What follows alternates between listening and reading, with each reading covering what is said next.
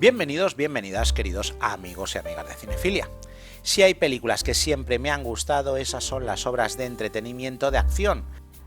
Películas políticamente incorrectas, plagadas de testosterona, sangre y realizadas para no pensar más de lo necesario. Otro tipo de películas que me encantan son esas obras menores de autores consagrados que disfrutas en secreto, alejadas de sus grandes películas, por ejemplo La trama de Hitchcock o After Hours de Scorsese y por supuesto Vampiros de Carpenter. Y la película que vamos a reseñar hoy pues tiene las dos cosas. Y es que, aunque alejada de su mejor película, La Cosa, este film, con el que cerraba su producción noventera, es de esas joyas menores del género vampírico que siempre me apetece ver. Una extraña mezcla de western moderno y terror gótico que solamente puede dar vida la cabeza del gran John Carpenter. Así que hoy le vamos a dedicar la reseña de hoy a este film rodado en 1998 y titulado Vampiros de John Carpenter, basada en una novela de John Stilkey, escrita 7 años antes.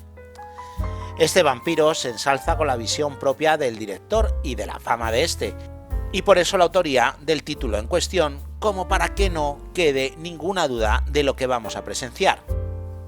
Pero os tengo que confesar que esto tiene trampa.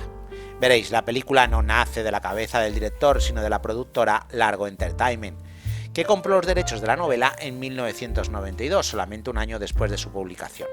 El primer director en ser considerado fue Russell Mulcahy, que tenía fama por haber dirigido Los Inmortales, y para el elenco el director pensó en Dolph Lundgren y William Dafoe.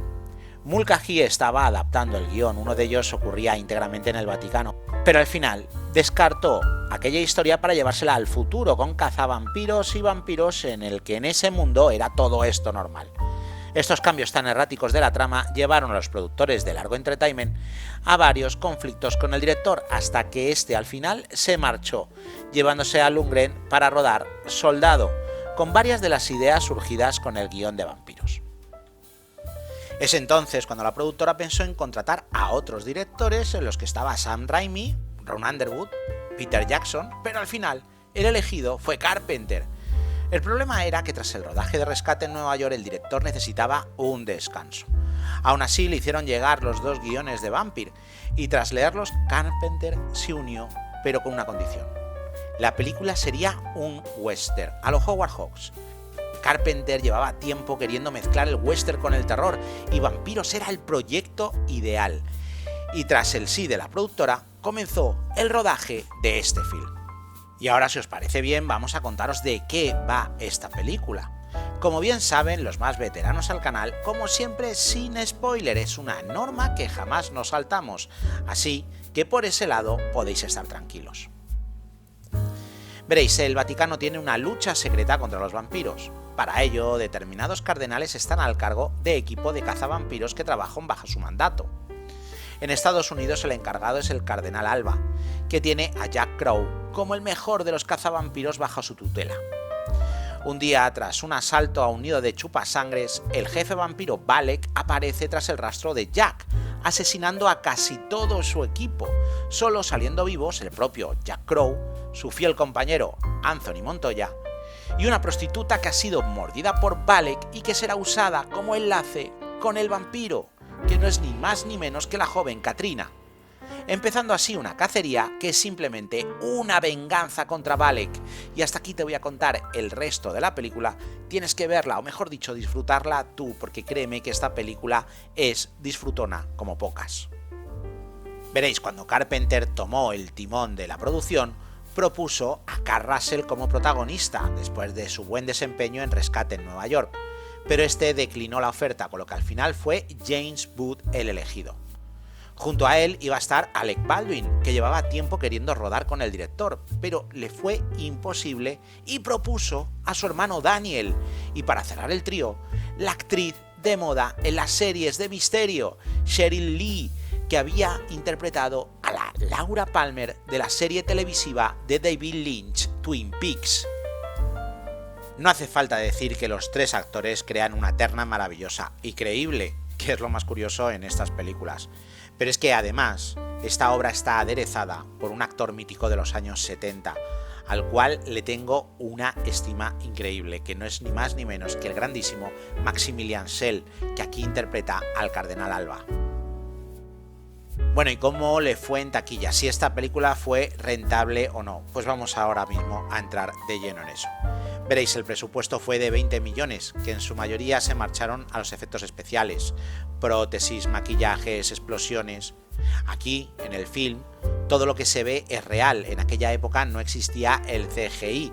Y claro, a pesar de los 20 millones, hay que decir que buena parte se iba en este apartado. El presupuesto de 20 millones era bastante arriesgado porque Carpenter no llevaba una buena racha en taquilla. Y claro, a pesar del coste de la película, os tengo que contar que en Estados Unidos recuperó absolutamente todo el dinero, con algo más de 20 millones recaudado en la taquilla estadounidense.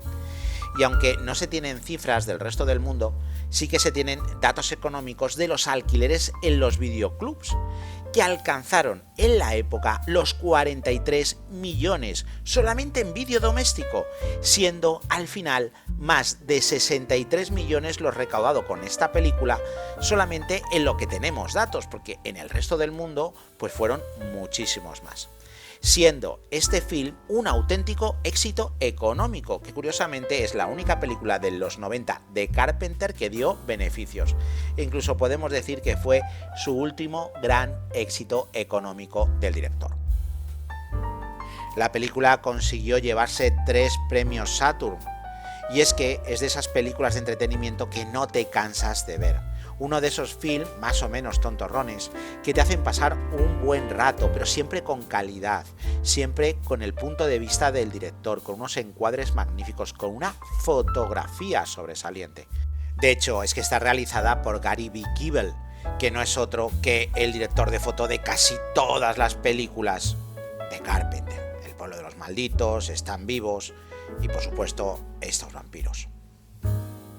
La música pues corría por la parte del propio director, que ya sabéis que hacía siempre, o siempre que podía, las bandas sonoras de sus films.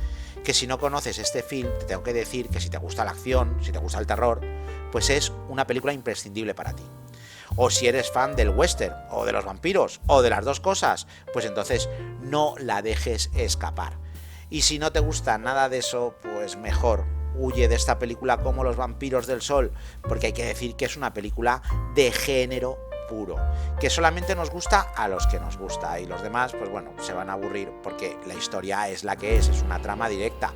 Cierto es que tiene traiciones, giros argumentales, pero es lo que es un film de vampiros al que no puedes pedirle mucho más. Y bueno, ya vamos a ir dando por terminado este vídeo de YouTube. Y si eres suscriptor, pues verás que nos quedan 10 vídeos para llegar a la cifra de 500 subidas a este canal. ¿Y qué vamos a hacer? Pues veréis, estas 10 películas que nos quedan para llegar a las 500, pues voy a preparar las 10 películas de mi vida. Obras que amo, de menos a más, para que el final sea totalmente rotundo. Así que nada, si quieres saber mi ranking personal de films que me han marcado en mi vida, pues ha llegado el momento de que sigas a Cinefilia. Si eres suscriptor, pues ya sabes, no te lo vas a perder porque YouTube te va a avisar. Y si no lo eres, pues ¿a qué estás esperando? Dale inmediatamente al botón y a la campanita y forma parte de nuestra familia de cinéfilos. Y así puedes dejar que YouTube te avise cuando tengamos una nueva reseña. ¿Qué más quieres?